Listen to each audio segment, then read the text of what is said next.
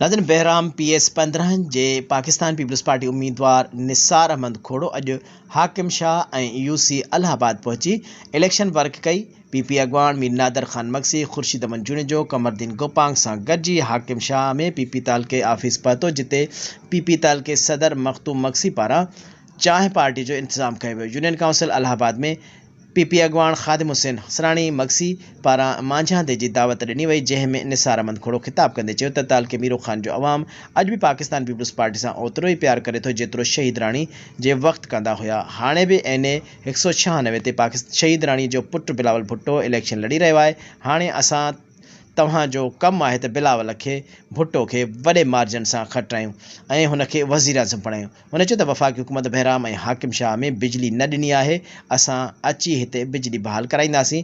असां नवाज़ शरीफ़ सां मुक़ाबिलो आहे ऐं सभु खे ख़बर आहे त नवाज़ शरीफ़ सिंध सां सचो न आहे। हुन कालाबाग डैम ठाहिण जो ऐलान कयो हो ऐं जेकॾहिं कालाबाग डैम ठहे हा त सिंध खे पाणी न मिले हा। निसार खोड़े चयो त मीर नादर मक्सी शेर आहे, जॾहिं त असेंबली में ॻाल्हाईंदो आहे त चङा भला ख़ामोश थी वेंदा आहिनि। हुन चयो त रुठलनि खे परचाइणो आहे, सभिनी खे तीर जे निशान हेठि गॾु करिणो आहे। हुन चयो त जॾहिं वारह मां खटियो त मुंहिंजे अचण बैदि उते तरक़ियाती कम थिया ऐं लाड़काणे मां बि कामयाबु थियुसि। उतां जा माण्हू बि चवंदा त खोड़ो साहब कमु कराया आहिनि। मञूं था त अञा बि ज़रूरत हूंदी, हुकूमत मिली त सभु कम मुकमल कंदासीं। उन मौक़े ते फिदा हुसैन बिरोही, डॉक्टर ग़ुलाम हैदर खोखर, मुबशिर खुहावड़, गौस बख्श चचो, मीर रोशन खोसो, मीर इब्राहिम खोसो, शेरल चांडियो ऐं ॿिया पिणु मौजूदु हुआ।